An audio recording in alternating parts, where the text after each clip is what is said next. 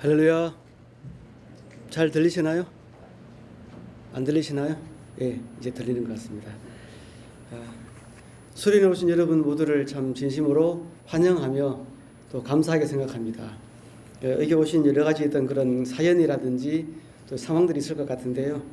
뭐 친구 따라 오신 분도 있고, 시설팀이 진행팀이기 때문에 좀 이렇게 오신 분도 있을 것이고, 어떤 경우는 좀 이렇게 납치돼서 오시는 그런 경우도 있는 것 같더라고요. 그래서 어떻든지 우리가 그죠? 또 이렇게 하나님의 은혜가 우리 마음을 이렇게 풍성하게 하고 하나님의 은혜를 돌아갈 수 있는 그런 시간이 되었으면 좋겠습니다.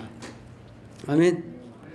제가 이렇게 그 세미나 하러 들어오는데 저를 만나는 사람마다 이렇게 이야기하더라고요. 목사님 담대하게 이렇게 해가지고 내가 엄청 겁을 먹고 있는가 보다 그런 생각이 들었습니다. 왜 담대하게 해야 될까 생각하면서 여러분들이 좀 이렇게 그죠? 아멘으로 잘 화답해 주시면 제가 담대할 수 있을 것 같습니다. 아멘. 예, 고맙습니다. 저는 오늘 하나님을 만나는 교제라는 그런 주제로 말씀을 나누기를 원합니다. 성경 말씀은 이사야 30장 18절 말씀인데요.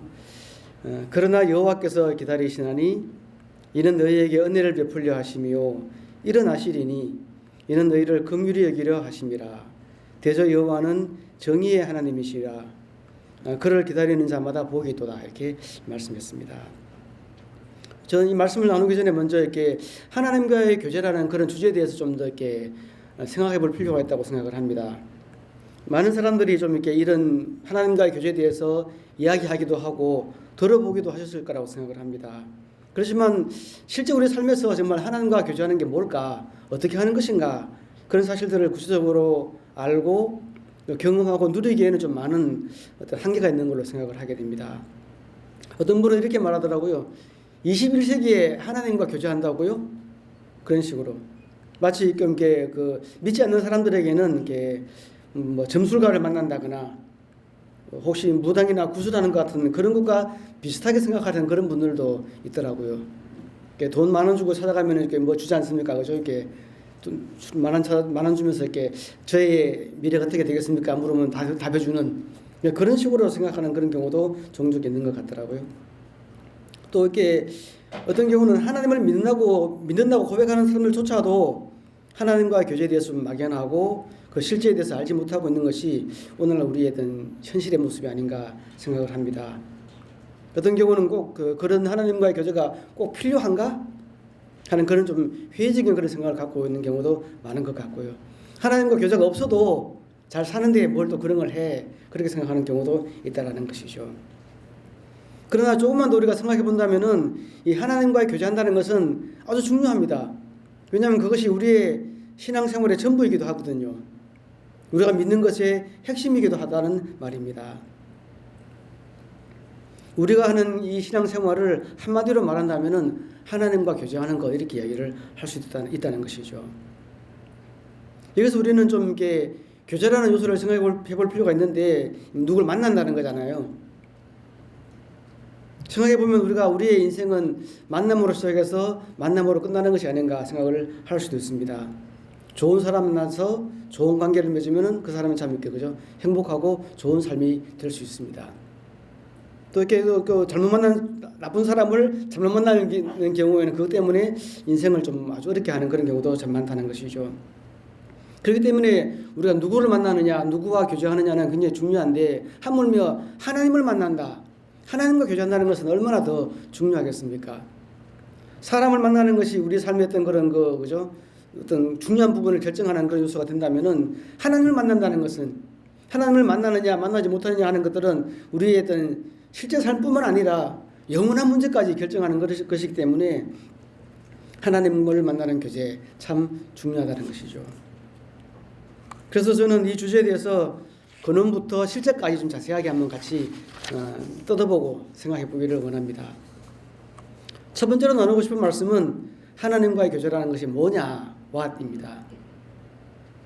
한마디로 말한다면은 사귀고 만나는 것이죠. 그런데 좀 그 하나님과 교제의 좀 의미나 가치를 좀 더 자세히 우리가 정확하게 알려면은 좀 두 가지 요소를 좀 고려하면서 생각해 볼 필요가 있습니다. 첫 번째 고려해야 될 요소는 뭔가 하면은 인격적인 요소가 필요하다는 것이죠. 누굴 만날 때 person to person, 인격 대 인격이 만나는 것이 바로 교제라는 것이죠. 두 번째 우리가 고려해 볼 수 있는 것은 관계성입니다. 어떤 관계를 갖느냐 하는 것이 중요하다는 것이죠. 첫 번째로 교제에 대한 일반적 이해를 좀 살펴볼 수가 있는데요. 첫 번째로 생각해 볼 수 있는 것은 인격적인 요소를 먼저 생각해 보기를 원합니다. 제가 이게 네이버 선생님한테 물어봤습니다. 교제가 뭡니까? 이렇게 물어보니까 이렇게 이야기하시더라고요. 서로 사귀어 가까이 지냄, 어떤 목적을 달성하기 위한 수단으로 남과 가까이 사귀는 것, 이것이 이제 교제라고 얘기를 하더라는 것이죠. 여기 보면은 서로를 사귀게 된다고 하기 때문에 혼자는 교제할 수 있는 것이 아니라는 거죠. 나 외에 또 다른 누군가를 대상으로 만나는 그런 인격적인 요소가 그 안에 포함되어 있다는 것이죠. 서로 알 수 있고 느끼고 또 공유할 수 있는 그런 대상이 바로 이 교제라는 요소에 포함된다는 것입니다. 우리는 교제한다고 할 때 기계와는 교제하지 않지 않습니까? 그죠? 인격이 아닐 뿐만 아니라 상호작용도 할 수 없기 때문에 그렇습니다. 내비게이션을 예를 들어보면 내비게이션이 참 얼마나 친절하고 상냥한지요. 어떤 그 목사님이 새 여자의 말을 잘 들어라. 그죠? 첫 번째는 엄마 말 잘 들어라. 두 번째는 아내 말을 잘 들어라. 세 번째는 내비 아줌마의 말을 잘 들어라. 저도 올 때 이제 내비게이션을 켜고 왔는데 참 이렇게 정확하게 잘 알려주죠. 근데 이 내비게이션이랑 정확한 정보를 주지만 제가 내비게이션하고 이렇게 그 감정을 공유하지는 않지 않습니까? 심지어 이 내비게이션은 좀 이렇게 잘못된 길로 안내한 다음에도 사과도 안 합니다. 또 내가 또 잘못된 길로 가더라도 개의치 않아요. 참 관심이 없어 별로. 왜냐하면 그거는 기계고 나는 사람이기 때문에 그와 나는 정보를 주고받긴 하지만 그러나 인격체는 아니기 때문에 그 내비게이션과 교제한다고는 하기 어렵다는 것이죠. 두 번째로 고려해 볼 수 있는 요소는 관계성입니다. 그 사람과 내가 어떤 관계성을 갖느냐라는 것이죠. 교제한다는 것은 그 어떤 대상과 특별한 관계를 갖는 것을 포함합니다. 다른 많은 무리들과 어떤 그런 일반적인 관계가 아니라 그와 그 사람과 나와만의 독특하고 특별한 그런 관계성을 갖는 것이 바로 교제라는 것이죠. 소수의 사람과는 특별한 관계를 가질 수 있는데 대중과 많은 사람과는 그런 관계를 갖기가 어렵지 않습니까? 요즘 이렇게 BTS라는 그런 인기 그룹이 유명하다 그러더라고요. 혹시 여러분 BTS 노래 들어보셨어요? 들어보신 분? 뭐 하는 사람인지 모른다. 저는 BTS 노래를 한 번도 안 들어봐가지고. 근데 많은 사람들이 좀 이렇게 이해가 안 되더라. BTS 이렇게 막 좋아도 하고, 어떤 친구는 이렇게 BTS 올라고 밀항을 해가지고 이렇게 오는 그런 친구도 있고, 알바에서 돈 모아서 이렇게 BTS 굿즈를 하나 살라고 그런다고. 근데 이제 나는 열심히 BTS를 좋아하는데 BTS는 나를 알고 있을까요? 열심히 막 소통하려고 하긴 하는데, 그죠? 나는 BTS를 좋아하고 그의 굿즈를 살지 모르지만 그 친구는 나를 잘 몰라요. 이런 것들은 교제가 아니라는 것이죠.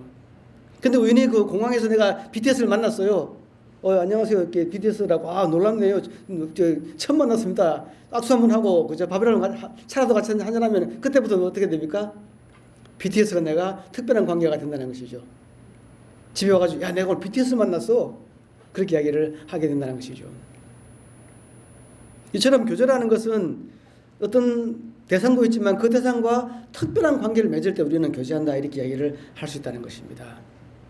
우리는 그런 맥락에서 하나님과 교제도 한번 생각을 해볼 필요가 있습니다. 교제라는 그런 측면에서 우리는 좀 더 하나님과 교제를 좀 독특하고 특별하게 바라볼 필요가 그런 생각해 보아야 될 그런 측면이 있습니다. 첫 번째는 하나님과 교제에서 우리가 분명한 한계가 있습니다. 하나님과 교제하기 어려운 그런 요소들이 있다는 거예요. 첫 번째 요소는 뭔가 하면은 하나님은 창조주이시지만 우리는 피조물이라는 것이 있습니다.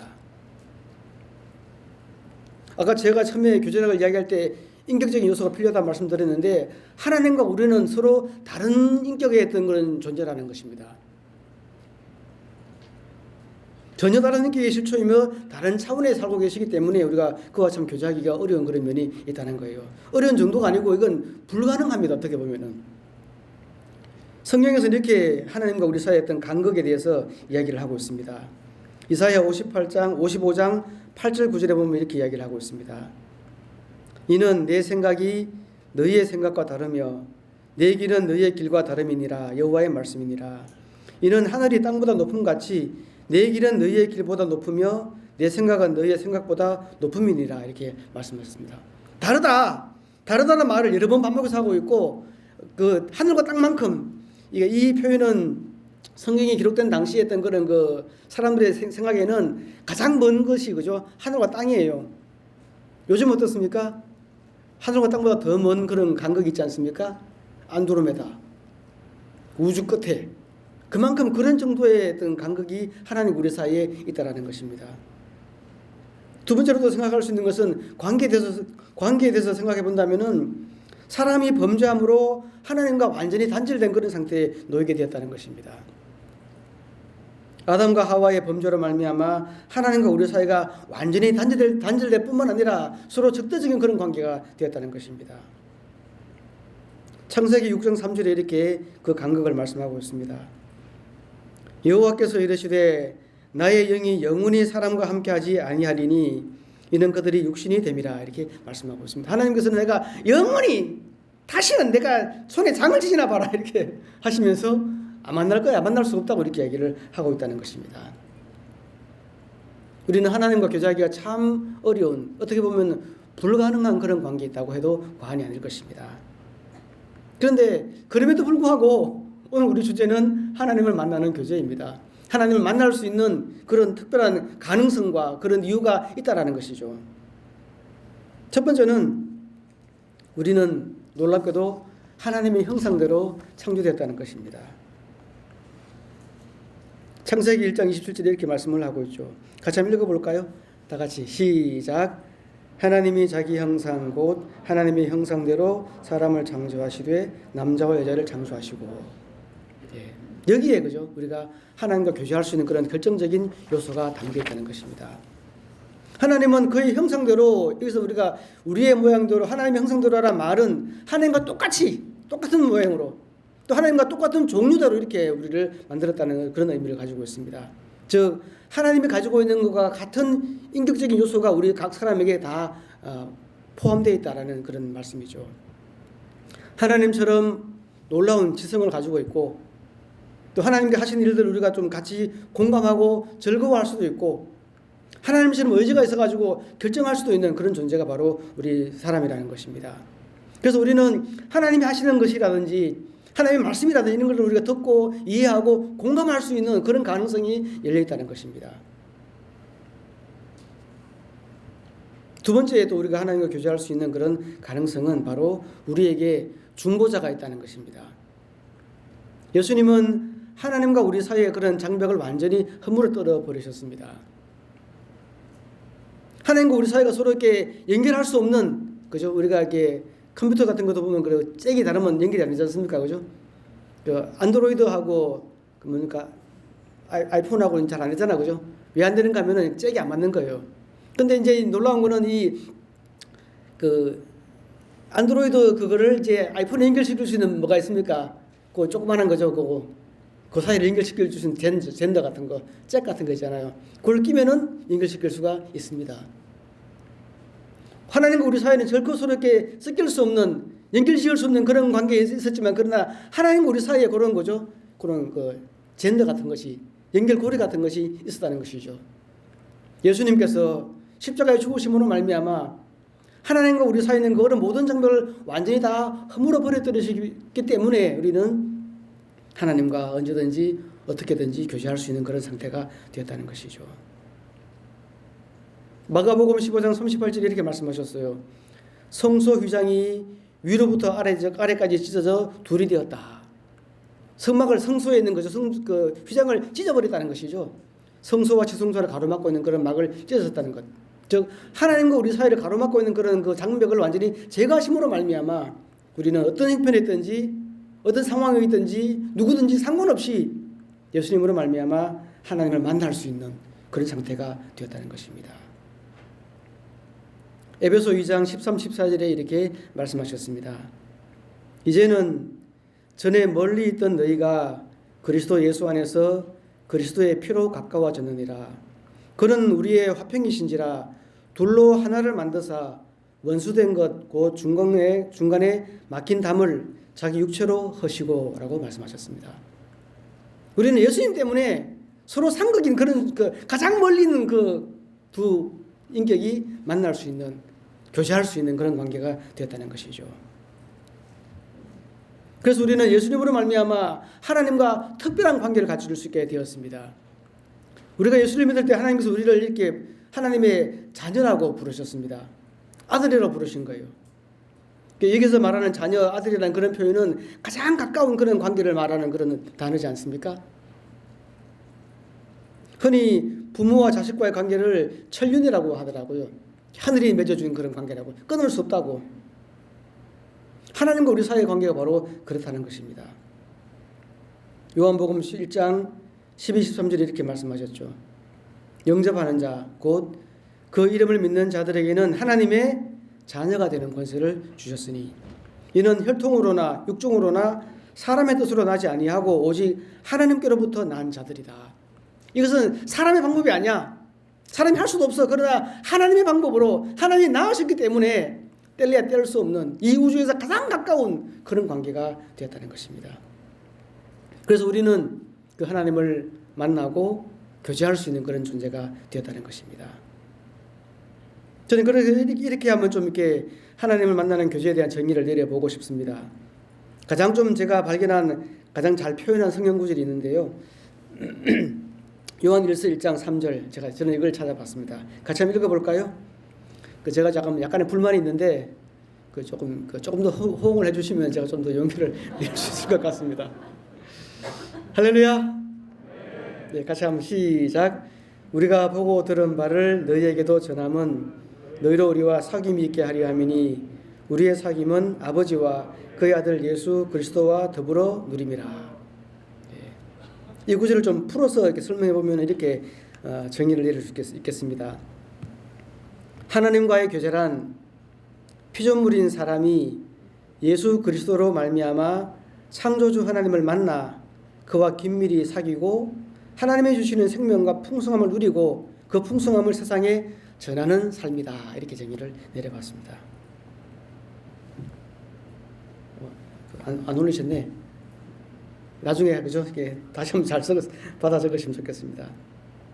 저는 첫 번째 대지에서 이렇게 하나님과의 어떤 교제가 뭐냐라는 그런 주제의 말씀을 드렸고요. 그렇다면 우리 두 번째로 넘어가서 왜 하나님과 교제가 필요하냐, why에 대해서 한번 같이 나눠보고 싶습니다. 하나님과의 교제의 이유와 그 중요성에 대해서 한번 같이 나누고자 합니다. 첫 번째는 우리가 왜 교제해야 되는가 하면은 하나님이 교제를 원하시기 때문에 그렇습니다. 하나님은 우리 교제의 어떤 이유가 교제의 어떤 중요성이 왜냐하면 가장 첫 번째는 하나님이 원하시기 때문에 그래요. 고린도전서 1장 9절에 이렇게 말씀하고 있습니다. 같이 한번 읽어볼까요? 우리 형제 한번 자매하면 이렇게 합시다. 이번에 형제부터 시작.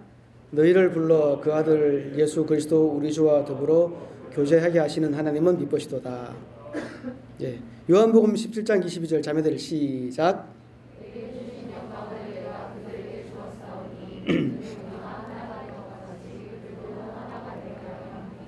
예. 하나님도 예수님도 간절히 하나가 되자, 사귀자 이렇게 얘기를 한다는 겁니다. 왜냐하면은 하나님 그것을 원하시기 때문에.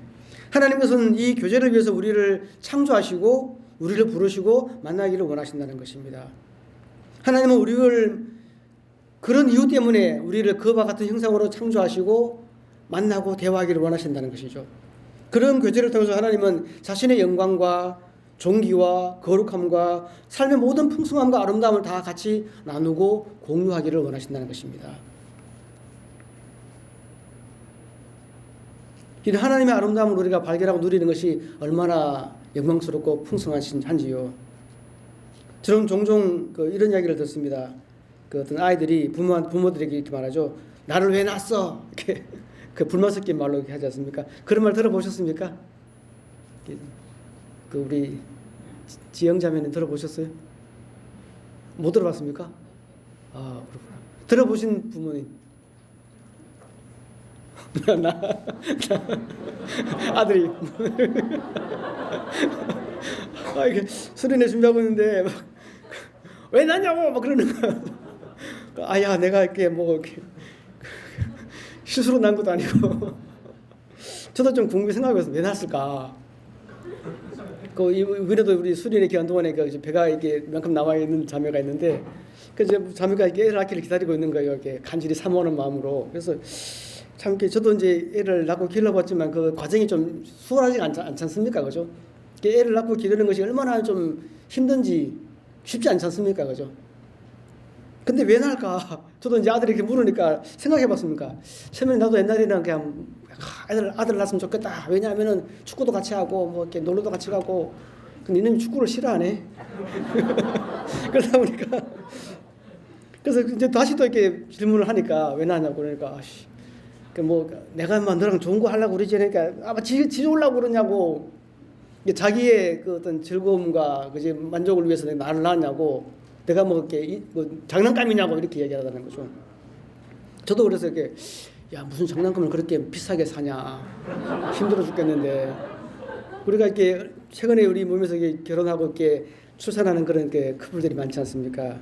이런 얘기 들었는데 그 100일쯤 된 아기를 앉혀놓고 이제 그 아빠가 밤에 막 아기가 안 자고 우니까 달래도 이게 안 되니까 어쩌란 이야기라고 뭘 어떻게 하라고. 근데 애기가 뭐라 그럽니까? 엉해 그러니까. 그래서 그때 그 아빠의 그 마음이 얼마나 힘들었으면 그럴까.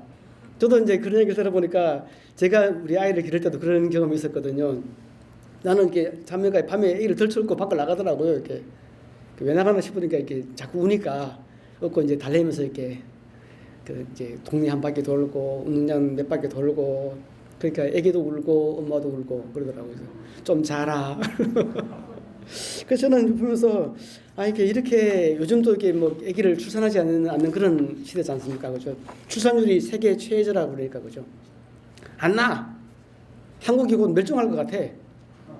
근데 왜냐하면 사람들이 이렇게 애 낳고 양육하는 것이 굉장히 힘들기 때문에 그렇다는 거예요. 근데 왜 그러면 이 애를 낳을까, 그죠? 저도 이렇게 그 이유를 여러 가지 설명할 수 있긴 하겠지만 딱 한 가지인 것 같습니다. 그냥 나의 가장 좋은 것들을 내가 그런 것들을 나눠주고 싶고 남겨주고 싶고 물려주고 싶고 내가 보고 느끼고 좋았던 것들을 너도 같이 보고 즐거워하고 공감하면 좋겠어. 그런 이유 때문에 저는 애를 낳은 것 같아요. 지금 생각해 보니까 아들에게 그렇게 좀 답을 해주고 싶어요. 근데 하물며 우리가 그저 사람도 그러죠. 사람도 자식을 낳아서 가장 좋은 걸 같이 공유하고 물려주고 재산 누구 물려줍니까? 재산 남기면 누구 물려줘요 그거? 그죠? 지나가는 착한 학생에게 물려줍니까? 자식에게 물려주거든요. 왜냐하면은 가장 좋은 걸 주고 싶은 거니까. 근데 성경은 이렇게 말씀하고 있거든요.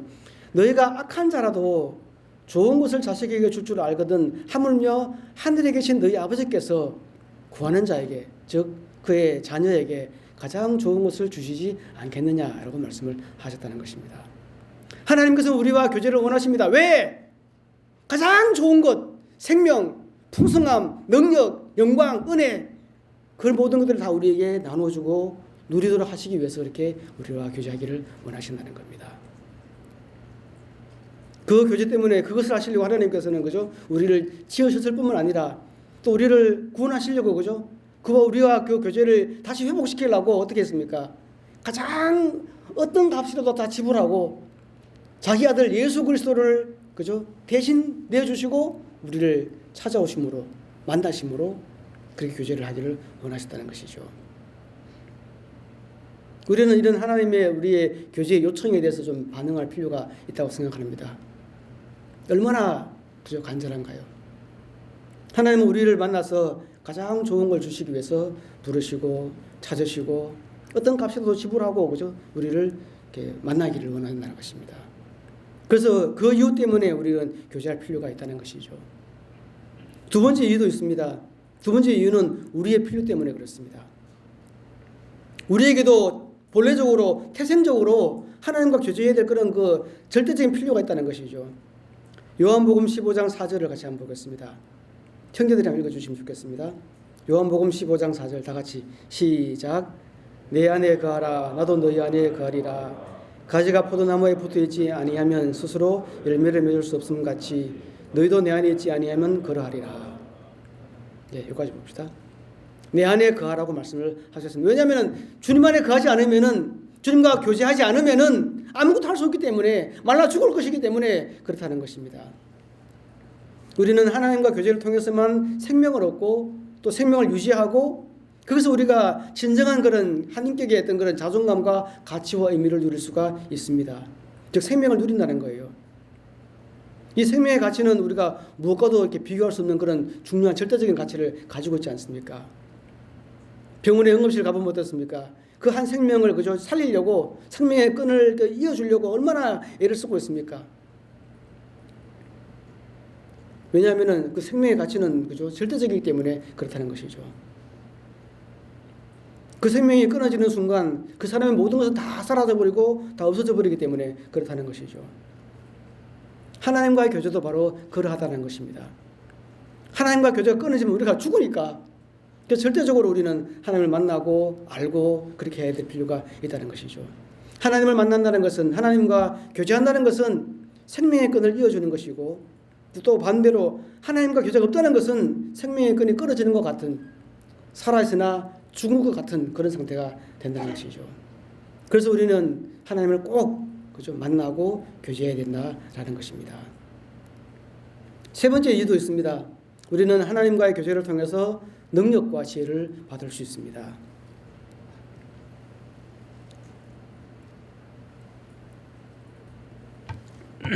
다니엘서 1장 17절 말씀을 자매들이 한번 읽어주면 좋겠습니다. 다 같이 시작.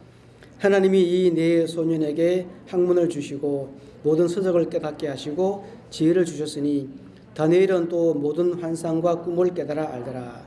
20절 형제들 시작. 왕이 그들에게 모든 일을 묻는 중에 그 지혜와 총명이 온 나라 박수와 술객보다 10배나 나은 줄을 아니라. 이 다니엘과 그 친구들 이야기하지 않습니까? 이 다니엘과 그 친구들은 하나님과의 교제를 정말 생명처럼 소중히 여겼습니다. 하나님과 교제를 못하면 내가 차라리 죽을래요. 그런 마음으로 하나님을 만나고 교제했죠. 근데 이 사람들이 하나님과 교제했을 때 그 결과가 어땠는지 여기서 잘 보여주고 있지 않습니까? 그들의 지혜와 그들의 지식이 그 온 이집 그 나라에, 그죠? 바벨론 제국의 그 나라의 그 모든 그 박사들보다도 10배나 더 뛰어나더라. 이렇게 얘기를 했다는 것이죠. 우리는 하나님과 교제를 통해서 이렇게 아주 실제적인 삶에서 지혜와 도우심을 공급받을 수가 있습니다. 그리고 하나님께서는 누구든지 지혜가 부족하거든, 그죠? 하나님께 나오라고 말씀을 해주셨습니다. 우리는 이 세상에 살 때 얼마나 많은 지혜와 지식이 필요한지 모릅니다. 우리가 삶을 살아갈 때 보면 대부분 지식보다는, 그죠? 지혜라든지 통찰력, 그런 것이 더 많이 필요하죠.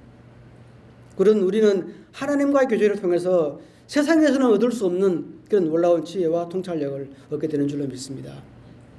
하나님으로 말미암는 그런 지혜는 경건한 지혜이고 거룩한 지혜라는 것이죠. 이런 것은 세상에 없는 것입니다.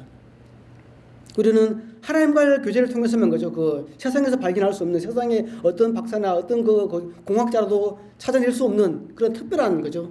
지식과 지혜를 우리가 받고 누리게 된다는 것입니다. 이 시간에도 우리가 그런 하나님의 지혜를 받기를 원합니다. 네 번째 이유가 있습니다. 우리는 하나님과 교제를 통해서 성숙하고 열매를 맺게 되기 때문입니다.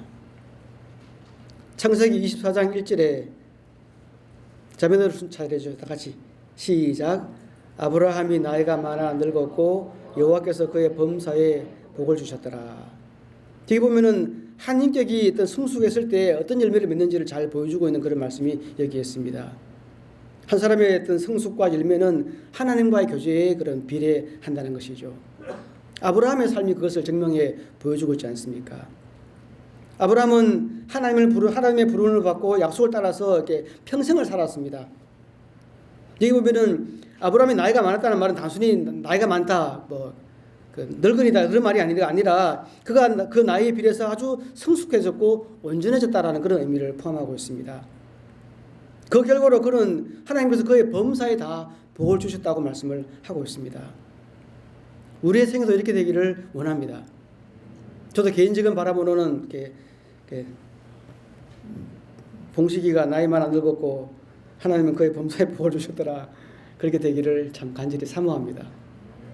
우리는 하나님, 우리가 만약에 나는 뭐 이렇게 흙수저로 태어났어요, 뭐 그런 얘기 하지 않습니까? 가진 것이 없고 또 내 출발은 아주 미미하고 작을지 모르지만 그렇다 하더라도 풍성하신 하나님과 성실하게 교제하고 그의 인도하심을 따라간다면 우리는 누구나 다 이 아브라함과 같은 그런 삶의 결과에 도달할 줄로 믿습니다. 하나님은 우리가 아무리 낮든지 아무리 작든지 상관없이 그에게 복을 주시고 지혜를 주시고 은혜를 주실 때 그의 삶은 저절로 풍성해지고 능력이 있어지고 커지고 많아지는 것이 자연스러운 그런 결과가 된다는 것입니다. 하나님과 교제가 깊어져야지 우리는 인격적으로 삶에서도 성숙하게 되며 또 그런 성숙의 결과는 삶의 모든 영역에 다 영향을 끼치게 됩니다. 다른 사람과의 관계성도 좋아지고 일상의 모든 삶의 영역에서, 직장에서 또 학교에서 누굴 만나든지 성숙하고 온전한 열매를 맺게 되는 것입니다. 하나님과 교제를 통해서 그런 결과를 얻으시기를 주님의 이름으로 축원합니다. 저는 첫 번째로 하나님과의 교제라는 게 뭐냐 그런 말씀을 드렸고요. 두 번째는 왜 교제가 필요하냐 그런 말씀을 드렸고요. 세 번째는 우리가 하나님과의 교제의 어떤 실제 예에 대해서 한번 같이 살펴보기를 원합니다. 성경에 나타나는 그런 인물들이 어떻게 하나님과 교제하는 걸 살펴봄으로써 우리가 어떻게 하나님과 교제하고 발전시킬 수 있는지 좀 배울 수가 있기 때문이죠.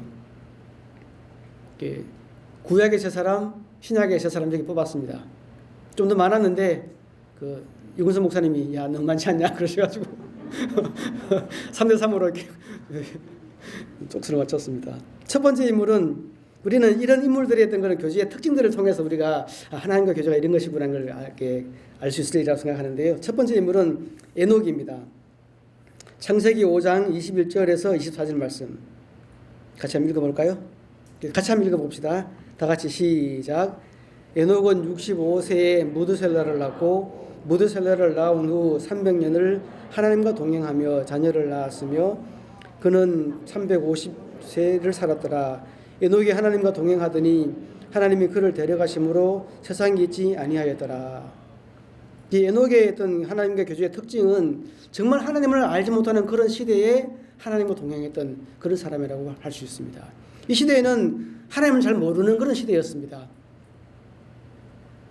하나님을 무시하고 관심 없는 그런 시대였지만 그러나 그 시대에 이 에녹이라는 사람은 하나님을 찾고 하나님을 만났다는 그런 이야기를 하고 있다는 것이죠. 그리고 그는 또 이렇게 어떻게 교제하는가 하면은 이 에녹의 삶에 어떤 과정을 보면은 별로 한 게 없어요. 기록한 것은 이제 애를 낳더라. 무드셀라 이 사람이 제일 오래 살았거든요. 그런 거로는 좀 기록에 남을 만하네, 그죠? 성경의 기록 중에 가장 오래 산 사람이 무드셀라. 960살이죠, 그죠? 근데 이 사람 보면은 없는데 그냥 이런 거예요. 그냥 늘 하나님과 동행했더라. 평범한 일상 속에서 하나님과 동행하면서 애 낳고 하나님과 동행하면서 이렇게 양육하고 학교 보내고 직장 다니고 그렇게 했다는 것이죠. 저 무슨 말인가 하면은 에녹이 보여주는 하나님과의 교제의 모델은 하나님과 교제는 특별한 사람, 재능이 많은 사람, 돈 많은 사람 그런 사람은 하는 것이 아니고 누구나 평범한 사람 누구나 다 할 수 있다 이렇게 얘기를 하고 있는 것입니다. 또 언제든지 또 어떤 형편에서든지 하나님과 교제할 수 있어라는 사실들을 보여주고 있는 것이죠. 에녹이 우리가 다른 게 뭘 했습니까? 에녹이 그죠? 에녹이 직장 다녔을까요? 했겠죠, 그죠? 결혼했을까요? 결혼했죠, 그죠? 또 애 키우느라 얼마나 고생했을까요, 그죠? 무드셀라 이 새끼 말 안 들으니까 말 좀 들어라. 또 오래 살아.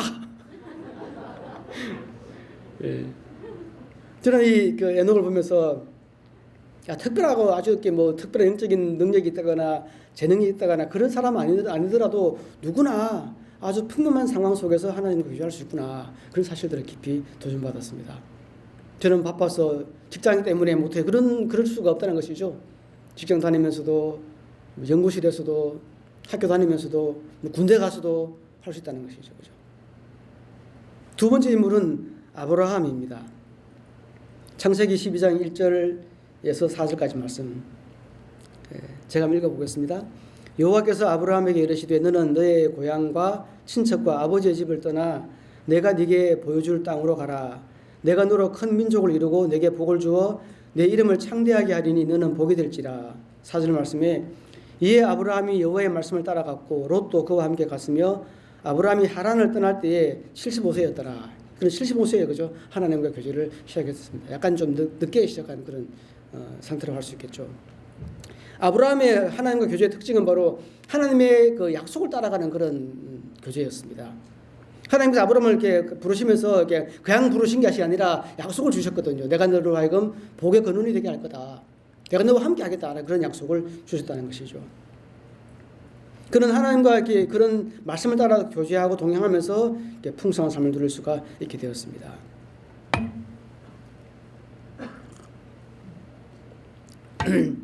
이 아브라함이 하나님과 교제했던 특별한 것들은 어떤 한 사건을 통해서 두드러지게 되는데 아브라함이 조카 롯과 함께 이렇게 헤어지게 되는 그런 사건을 통해서 이렇게 이 아브라함의 교제의 특별함을 볼 수 있습니다. 두 사람이 같이 살다 보니까 이제 목축업을 해야 했는데 그죠? 양이 많아지니까 이제 초지는 적고 양이 많으니까 이렇게 같이 있으면 안 되잖아요. 그죠? 그래서 이렇게 나눠 가지고 따로 이렇게 각자의 초지를 찾아서 가기로 이렇게 이제 이야기가 됐다는 것이요. 아브라함이 롯에게 말했습니다. 야, 내가 양보할 테니까 네가 먼저 좀 이렇게 좋은 쪽을 선택해. 롯이 찾아보니까 저기가 좋습니다. 좀 그죠? 물도 많고 풀도 많고 저기야말로 그죠? 이렇게 뭐랄까 뭐라 그럽니까 우리가 투자할 때 그죠? 뭐라 그럽니까 그죠? 가장 효율적인 투자가 될 것 같아. 네, 했다는 거죠. 근데 그 땅은 이렇게 말하고 있습니다. 소돔과 고모라였더라 이렇게 그죠? 롯의 눈에는 그거밖에 안 보였다는 거죠. 그걸 따라갔고. 근데 아브라함은 이렇게 말씀합니다. 하나님께서 롯이 떠난 다음에 아브라함에게 그죠? 내가 이 땅에서 내가 너에게 복을 주겠다 이렇게 말씀하셨거든요. 그리고 좀 오랜 시간이 지난 다음에 롯의 삶의 결과와 아브라함의 삶의 결과를 우리는 비교해 볼 필요가 있습니다. 롯은 그죠? 상황을 따라서 세상을 따라서 갔고 아브라함은 하나님의 말씀을 따라서 그곳에 머물렀지 않습니까? 근데 롯은 그죠? 소돔과 고모라가 멸망할 때 같이 완전히 좀 집안이 다 망해버리지 않았습니까? 반면에 아브라함은 그죠? 롯을 구원하러 가기도 하고 그런 일을 했다는 것이죠. 이 아브라함이 하나님과 좀 이렇게 얼마나 좀 친밀한 교제를 나누었는지 그죠? 세 번째 인물이 있습니다. 세 번째 인물은 바로 다윗입니다. 시편 23편 1절 2절 말씀입니다. 같이 한번 읽어보겠습니다. 시작. 여호와는 나의 목자시니 내게 부족함이 없어지로다. 그가 나를 푸르른 풀밭에 누이시며 쉴 만한 물가로 인도하시는도다. 아마 이게 다윗이 하나님과 교제를 가장 좀 이렇게 잘 표현한 그런 시편이 아닐까 생각을 합니다. 그런 목동이었고 하나님과 자신과의 관계를 양과 목자의 관계로 비유를 해서 이렇게 시를 썼죠. 이 다윗이 했던 하나님과 교제의 특징은 다윗은 참 많은 삶에 했던 고난과 위기를 만났지만 그러나 그 속에서 하나님과 교제했다는 것입니다. 삶이 평탄한다거나 무난하다거나 그런 것과 상관없는 정반대에 가장 어렵고 가장 힘들고 가장 그 위기의 상황 속에서도 그는 더 깊이 하나님과 교제하는 그런 교제를 누렸다는 것이죠. 보십시오. 이 다윗의 했던 처음 출발은 목동이었습니다. 그의 삶의 끝은 왕이지 않습니까? 자, 목동이 무슨 일을 하면 왕 될까요? 그죠? 누가 그러더라고. 왕을 죽이면 된다고. 맞다. 근데 다윗은 그렇게 하지 못했다. 근데 이 다윗이 목동이 왕 되는 그 과정이 얼마나 많은 거죠? 어려움을 겪었을 거냐고. 다윗이 또 시편에 보면 다윗이 그렇게 말하십니까? 하나님 나의 원수가 왜 이렇게 많습니까? 미치겠습니다. 그렇게 말하잖아요. 놀라운 것은 이 다윗의 삶에 있던 고난과 어려움이 가득하면 가득할수록 하나님과 관계는 더 깊어지는 그런 모습을 보지 않습니까? 광야에 쫓기는 그 상황 속에서 하나님을 찬양하고 하나님의 도우심을 받고 하나님을 깊이 만나는 그런 시간을 가졌다는 것이죠. 안정적인 환경이나 정서적인 편안과는 거리가 없는 두려움과 초조함, 불안 그런 상황 속에서 하나님과 깊이 만났다는 그런 말씀을 보여주고 있지 않습니까? 오늘 여러분 우리의 어떤 그런 삶의 환경이 어떻습니까? 내 삶에는 아무런 문제가 없어요. 그죠? 경제적으로도 안정적이고 직장도 안 잘리고 그죠? 건강하고 가정에 아무 문제가 없고 혹시 그러신 분 계신가요? 그죠? 저는 문제가 많아요. 손 들어보십시오. 별로. 우리 아들 문제 없어? 당신이 문제야. 군대 가야 되니까 그죠? 얼마나 좀 이렇게 죽겠습니다. 우리는 그런 상황이 있다 하더라도 그죠? 하나님을 만날 수 있습니다. 거절할 수 있습니다. 오히려 그런 상황이 하나님을 더 깊이 더 가까이 만날 수 있는 그런 기회라고 다윗은 보여주고 있다는 것이죠. 우리가 다윗이 주님과 교제하는 그런 모습을 보면 우리가 저는 환경이 나빠가지고 뭐 못해요 그렇게 할 수는 없다는 것이죠.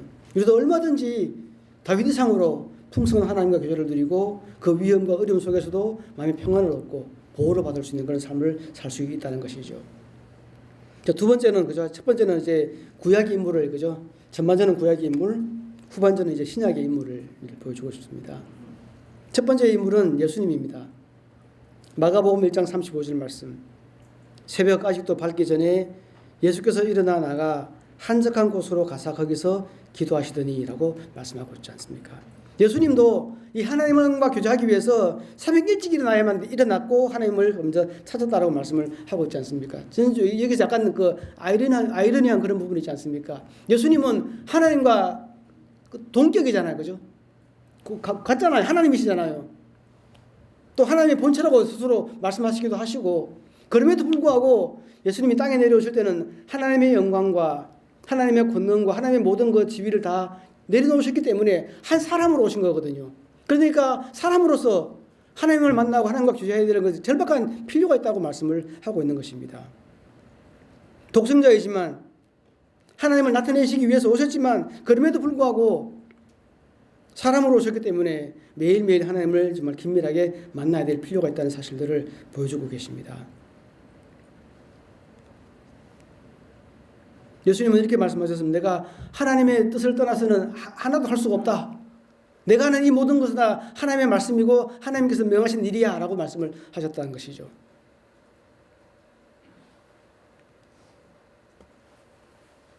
예수님도 새벽 하나님과 교제하시기 위해서 새벽에 일어나셨다면 오늘 우리도 그렇게 해야 되지 않겠느냐라는 것이죠. 두 번째 인물은 베드로입니다. 누가복음 9장 32, 33절 말씀을 같이 봤으면 좋겠습니다. 같이 한번 읽어볼까요? 형제들이 32절, 자매들이 33절 이렇게 한번 읽어봅시다. 형제들 시작. 베드로와 및 함께 있는 자들이 깊이 졸다가 온전히 깨어나 예수의 영광과 및 함께 선 두 사람을 보더니 자매들 시작.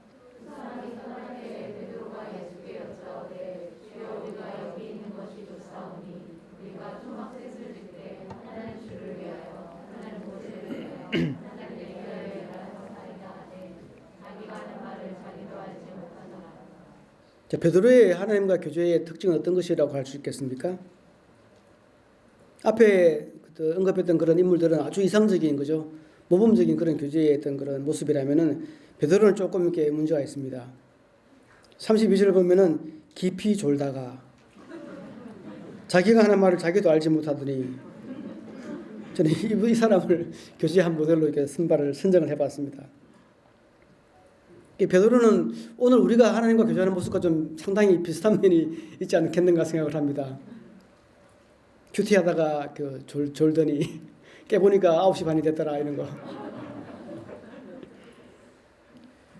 그래서 저는 이게 오늘 이렇게 하나님과 교제가 아주 막 완벽하고 온전하고 뭐 이상적이고 그런 면도 있지만 이런 사람도 하나님과 교제를 한다.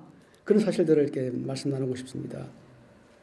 놀라운 것은 베드로는 이런 와중에서도 놀라운 걸 봤습니다. 하나님의 영광을, 예수님의 영광스러운 모습을 봤어요. 졸았지만, 그죠? 졸았지만 그럼에도 불구하고 하나님과 주님과 교제했기 때문에, 그죠? 보고 듣고 했다는 것이죠. 이 베드로는 처음에도 졸고 끝에도 졸았어요. 예수님이 그죠? 마지막 십자가에 돌아가실 때 그때도 그죠? 야, 좀 기도 좀 하자 이러니까 또 졸고 깨우다 또 졸고. 예수님이 포기하셨잖아요, 그죠? 안 되겠다, 자라 그냥. 근데 그런 베드로가 나중에 우리에게 이렇게 말을 하고 있습니다. 베드로전서 5장 8절에 보면 그죠? 근신하라. 깨어라. 너희 대적 마귀가 우는 사자같이 두루다니며 삼킨 자를 찾는다. 베드로는 자기가 경험해봤기 때문에 야, 안 된다. 깨라 이렇게 말씀하는 게 아닌가. 저는 오늘 이 베드로의 했던 그런 모습이 오늘 우리에게 큰 격려가 된다고 생각을 합니다.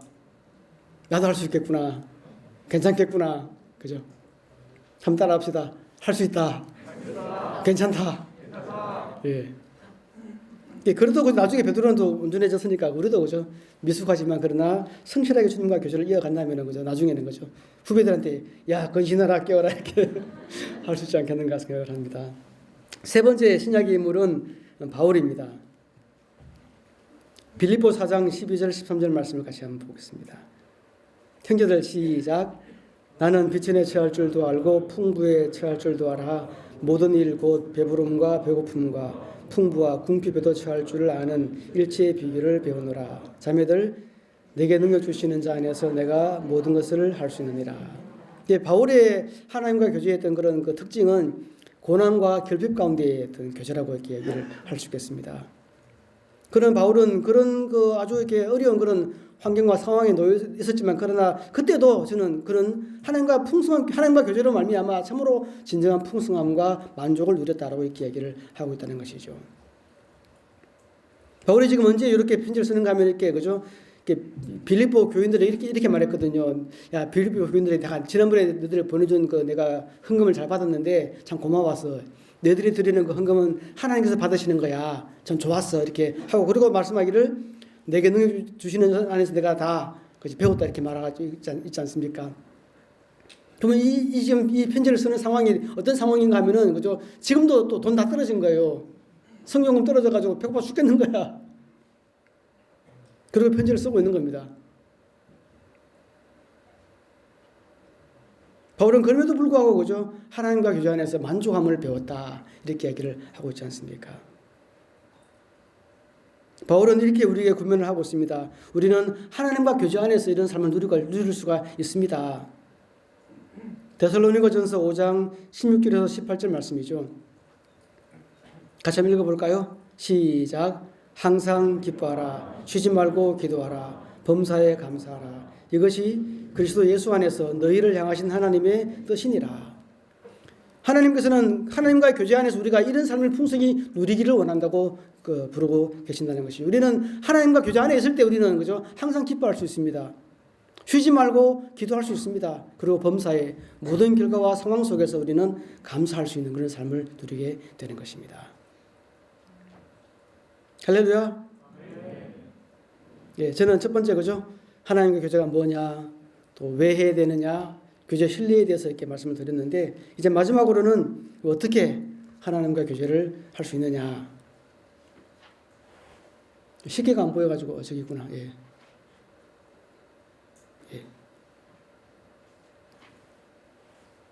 이런 교제라는 것은 그죠? 저절로 잘 발전을 하는 것이 아니라는 겁니다. 서로 이렇게 발전하기 위해서는 그죠? 상호 어떤 그런 노력하고 애쓰는 그런 필요가 있다라는 것이죠. 그래서 하나님은 우리와의 교제의 관계를 결혼에 비유를 하셨는데요. 내가 네게 장가들어 영원히 살리라 이렇게 말씀을 하셨습니다. 우리가 좀 두 인격의 어떤 관계와 교제를 가장 좀 잘 보여주는 것이 결혼이지 않습니까? 결혼도 결혼식을 하는 것으로 다 끝나는 것이 아니라 결혼식은 어떻습니까? 시작이잖아요, 그죠? 결혼식을 통해서 이렇게 시작하지만 그것도 더 알아가고 사귀고 하는 그런 과정을 간다는 것이죠. 그런 관계 속에서 서로가 서로에게 더 발전하고 더 온전해지기를 더 애쓰고 힘써야 될 그런 부분이 있다라는 것이죠. 저는 좀 이렇게 자매랑 결혼했을 때 참 이렇게 행복하고 좋았습니다. 근데 또 지금도 그때도 좋았지만 지금도 더 좋습니다.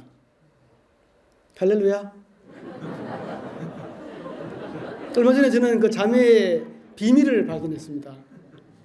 아, 이런 비밀이 있었구나. 어느 날 제가 자매의 머리를 쓰다듬었는데 뒤통수가 납작한 거야 이게. 아, 불사. 결혼을 할 때는 몰랐는데 이제 좀 머리숱이 좀 줄어들고 하니까 정말 자매 어디 있어요? 미안합니다. 그 놀라운 뒤통수가 납작한 거야. 아, 이거 뭐야 이거 어디 갔어? 자기가 옛날부터 그랬다고 이제 알았냐고. 와, 물을 수도 없고. 그래서 이렇게 저는 자매의 납작한 뒤통수를 사랑하기로 이렇게 마음을 먹었습니다. 괜찮아 이렇게. 저도 이렇게 자매란 게 이제 자매란 관계도 좀 많이 성숙해 가는데 또 다른 어떤 그런 성숙할 필요를 느끼는 게 이제 그 아이들도 있으니까 그죠. 자식들과도 관계도 마찬가지다 생각을 합니다. 이제 서로 그죠. 나도 좀 이렇게 아이들에게 좀 좋은 관계를 가지려고 이렇게 써야 되고 그 저절로 되는 것이 아니라는 거예요. 또 저 이렇게 아들도 이렇게 아빠한테 잘해준다고 그랬어 이렇게. 수련회 가자 그러니까 막 하면서 이렇게 옷은 막 주워 입고 그러더라고.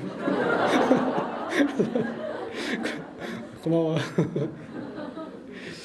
우리가 어떻게 그죠? 그러면 이렇게 관계를 좀 발전시키고 교제를 깊게 할 수 있겠느냐라는 겁니다. 하나님과의 관계에 있어서 그죠. 첫 번째는 하나님의 사랑을 믿고 주장할 필요가 있습니다. 로마서 5장 1절 말씀에 그러므로 우리가 믿음으로 의롭다 하심을 받았으니 우리 주 예수 그리스도로 말미암아 하나님과 화평을 누리자 이렇게 말을 하고 있습니다. 하나님과 화평을 누리려면 그죠? 우리가 어떻게 구원받았는지를 어떻게 하나님께서 우리를 사랑하셨는지를 알아야 된다고 말씀을 하고 있다는 것이죠. 하나님과 우리의 관계를 깊게 할 수 있는 가장 좋은 가장 큰 어떤 자원은 바로 하나님의 사랑을 알고 받는 거라고 말씀을 하고 있습니다. 우리는 이 사랑을 알고 믿음으로 말미암아 그와 교제와 관계를 시작할 수 있게 되었습니다. 이전에는 하나님의 어떤 그런 정죄와 어떤 그런 경멸의 대상이었지만 이제는 달라졌다는 거예요. 하나님의 그 사랑 안에서 무조건적으로 우리가 사랑하는 그런 관계가 되었다는 것입니다. 옛날에 제가 이렇게 막 결혼 초기에 그런 얘기를 들었습니다. 그 아내를 바라보는 주위 사람들이 아내를 바라보는데 야, 정열제배 너 눈빛이 왜 그래? 이렇게 얘기하다는 거죠. 딴 사람 보는 눈하고 그 최 목사 보는 눈이 다르다고. 눈빛이 극하면서 이렇게 막 어휴 이렇게 보인다는 거예요. 시기가 날 만큼 그렇다는 거죠. 하나님도 우리를 바라보실 때 그리스도 예수로 말미암아 그렇게 바라보시는 줄 믿습니다. 그죠? 우리 최준호 형제 손 들어보세요. 그 아들 이름이 희연 그지? 희연이. 내가 남의 자식이라서 이름 잘 까먹어. 희연이 어떻게 바라봅니까? 똥 싸고 희연이가 주로 하는 짓이 뭔가면 똥 싸고 먹고 싸고 자는 거야. 근데 어떻게 봅니까? 아이고 이렇게 예뻐라 사랑스러워라. 근데 참 놀라운 거는 남의 자식이 똥 싸고 하면 그죠? 그게 미워요. 왜냐하면은 내 자식은 사랑으로 바라보기 때문에 그렇다는 거죠. 하나님께서 우리를 어떻게 바라보신다고요? 자녀로 사랑으로 바라보신다는 것입니다. 때로는 실수하고 잘못하고 죄짓고 하더라도 그럼에도 불구하고 우리를 하나님께서 사랑으로 바라보신다는 것. 그 사실을 믿고 주장하는 것이 우리가 하나님과의 그 관계를 깊게 할 수 있는 가장 큰 자원이며 기초라는 것입니다. 하나님 날 사랑하시니 그거 다 알아요. 그렇게 말하더라고요. 제가 전도하다가 이게 하나님이 당신을 사랑하십니다라고 했더니 경멸스러운 표정을 바라보면서 천무도 더 들었다고. 그 소리 좀 그만하라고 이렇게 얘기하더라고요. 그렇게 아는 거 말고 정말 그 사랑을 내가 실제 경험적으로 내 삶 속에서 느끼고 깨닫고 그 사랑을 사용하라는 것입니다. 그럴 때 하나님과 교제가 깊어질 수 있습니다. 히브리서 11장 6절에 이렇게 말씀하셨습니다. 믿음이 없이는 하나님을 기쁘시게 하지 못하나니 이렇게 말했죠. 우리가 하나님을 기쁘시게 할 수 있는 것, 하나님과 가까워질 수 있는 가장 큰 유일한 일이 어떻게 보면 유일한 일이라고 할 수 있는 것은 하나님의 그 사랑을 믿는 거 믿고 누리는 거예요.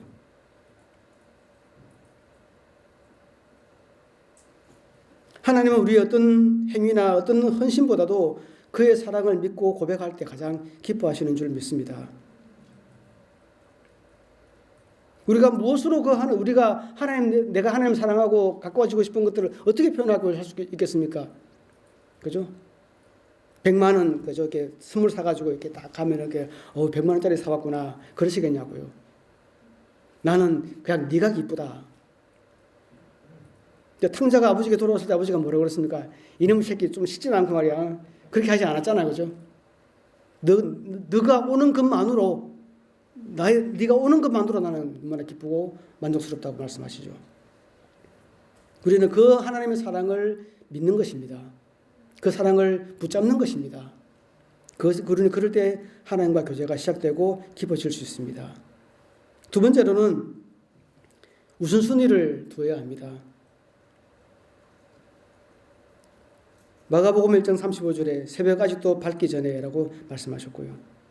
시편 42편 1절에서는 하나님이여 사선미 시냇물을 찾기에 갈급함 같이 내 영혼이 주를 찾기에 갈급하니이다 라고 말했습니다. 갈급함. 우리는 이런 갈급함이 좀 우선순위가 될 때가 있지 않습니까? 그죠? 용변이 급할 때, 그죠? 그때는 그 최우선순위잖아요. 그죠? 하나님을 만나는 것도 그와 같다고 할 수 있습니다. 왜냐하면 이건 생리현상이고 피할 수 없잖아요. 그죠? 이게 안 가면 큰일 나잖아요. 그죠? 뭐 중요한 대화 하다가 잠깐만 하고 가야 되잖아요. 그죠? 왜? 중요하니까. 안 그러면 아주 큰일이 생기니까. 하나님과 교제에 마찬가지다. 우리는 하나님과 교제를 그렇게 사슴이 시냇물을 찾기에 그 목마름을 좀 해결하려고, 그죠? 보면 사바나에 보면 그러지 않습니까? 사바나에 보면 이제 건기 우기가 있는데 우기 때는 물이 많지만 건기가 되면 물이 줄어들잖아요. 근데 웅덩이 한 군데밖에 물이 없어요. 근데 놀랍게도 그 웅덩이에 물을 먹으러 다 모든 짐승이 와야 되잖아요. 근데 그 웅덩이에 오면 누가 기다립니까? 그죠? 사자가 기다리잖아요. 다 알아요. 사자가 기다리는 줄 알면서 불구하고 그 웅덩이를 가야 돼. 왜? 물을 먹어야 되니까. 그 우선순위라는 거거든요. 사슴이 시냇물을 찾기에 갈급하단 말이 바로 그런 이야기입니다. 내가 생명을 걸고라도 저거 물 마셔야 돼. 어떤 값을 지불하고라도 하나님을 만나야 돼. 그것이 바로 하나님과 교제를 우선순위에 두는 그런 태도라고 할 수 있습니다.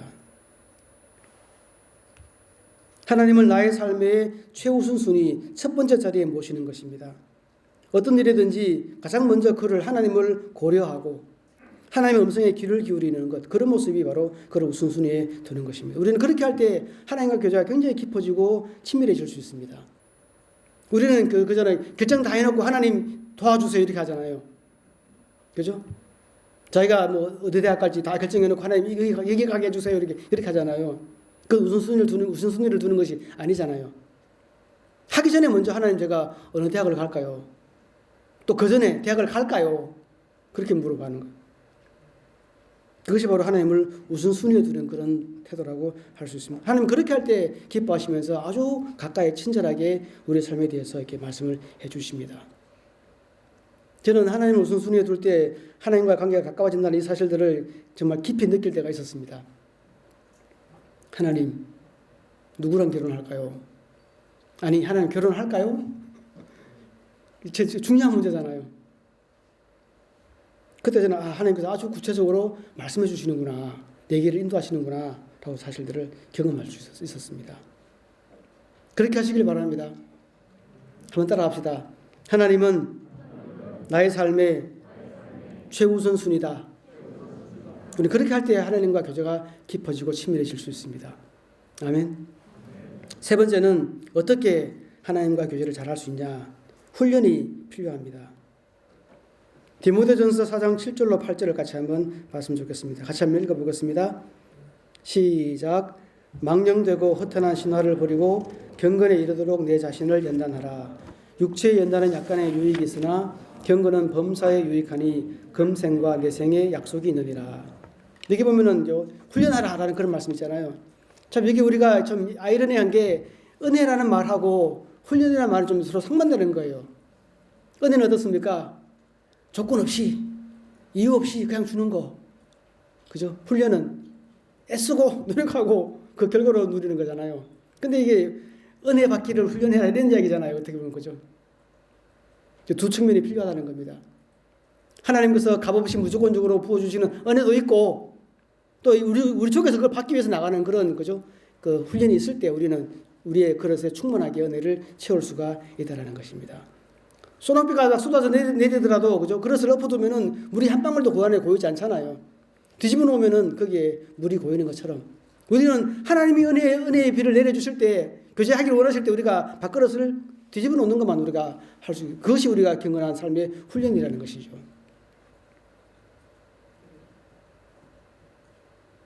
이처럼 경건한 삶, 하나님과 교제하는 그런 풍성한 삶은 하루아침에 완성되는 것이 아니라는 사실들을 기억해 볼 필요가 있습니다. 대개는 수련회가 끝날 때 결심을 하지 않습니까? 그래, 결심했어. 그죠?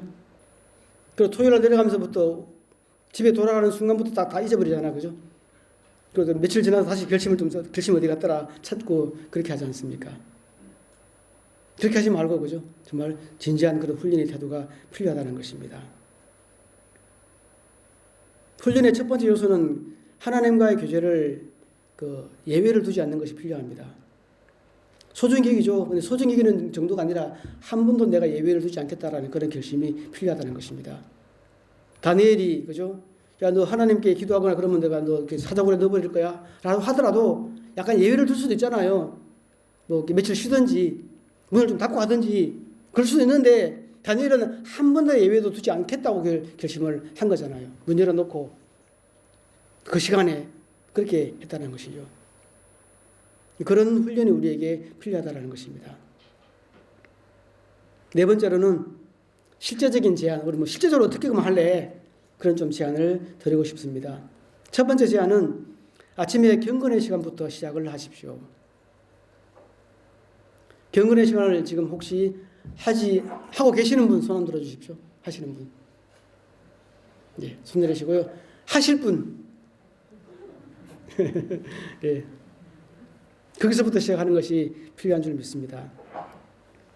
경건의 시간은 주님과의 교제하는 삶을 아주 실질적으로 구체적으로 도와주는 그런 방법이라는 것이죠. 시간을 정하고 장소를 정하고 성경 말씀과 기도로 하나님을 만나는 것, 이런 것. 거기서부터 우리가, 그죠? 하나님과 교제를 실질적으로 이렇게 시작하는 그런 삶을 시작하게 되는 것입니다. 두 번째는 약속의 말씀을 주장할 필요가 있습니다. 약속의 말씀으로 주님과의 교제를 이렇게 시작할 필요가 있다는 것이죠. 주님과의 교제를 도와주는 그런 동기를 주는 말씀들 있지 않습니까? 그런 말씀들을 주장하는 것입니다. 시편 119편 147, 148절 말씀, 제가 옛날에 많이 좀 주장했던 그런 말씀인데요. 내가 날이 밝기 전에 부르짖으며 주의 말씀을 바라사오며 주의 말씀을 조용히 엎드리려고 내가 새벽녘에 눈을 떴나이다 라는 말씀이죠. 저도 아침에 막 일어나면 좀 잠이 덜 깰 때가 있지 않습니까? 그죠? 근데 이걸 중얼중얼 하다 보면 좀 잠이 깨십니다. 그러니 교회 가서 이제 경건의 시간을 하죠. 또 하다 좀 졸리면 다시 이 말씀 꺼지면서 이렇게 암송을 하고. 내 생애를 향한 하나님의 말씀들을 이렇게 붙잡고 시작하는 것은 참 좋은 그런 방법이라고 생각을 합니다. 세 번째 제안은 묵상을 발전시키는 것이 필요합니다. 시편 119편 97절 말씀 같이 한번 읽어볼까요? 시작. 내가 주의 법을 어찌 그리 사랑하는지요 내가 그것을 종일 작은 소리로 엎조리나이다. 묵상이라는 말은 원래는 원어의 뜻은 중얼중얼 소리내어서 말하는 거라 포함하거든요. 하나님의 말씀을 이렇게 중얼중얼 말하는 것이죠. 아침 경건의 시간에 묵상한 말씀 중에서 한 구절을 가져다가 하루 종일, 그죠? 되씹고 묵상하는 그 암송하고 곱씹는 그런 과정은 굉장히 우리가 어떤 주님과 교제를 도와주는 그런 방법이 될 수 있다는 것입니다. 그 외에도 좀 많겠죠, 그죠? 그런 좀 방법을 동원해서 우리가 주님과 교제를 좀 시작하고 풍성히 가져갔으면 좋겠습니다. 이제 적용을 한번 해보도록 하겠습니다. 첫 번째 적용은 오늘의 세미나를 통해서 새롭게 배운 것은 무엇인가? 새롭게 배운 것, 깨달은 것, 감동이 된 것 그런 걸 좀 같이 한번 나눌 수 있으면 좋겠고요. 두 번째는 주님과의 교제에 대한 약속의 말씀을 가지라. 오늘 혹시 말씀 속에서든지 그래서 성경 읽는 중에서 이 주님과 교제에 대한 그런 그 약속의 말씀이 있느냐 그런 말씀을 하나 가지시면 좋겠고요. 세 번째로는 한 학기 동안에 어떻게 적용한 것들을 적용하고 발전시킬 것인가 그런 구체적인 방법과 또 목표를 한번 같이 한번 정리해 보시면 좋겠습니다. 제가 한번 좀 5분쯤 시간 드릴 테니까 좀 정리하셔가지고 서로 나누고 같이 기도하는 시간 갖도록 하겠습니다.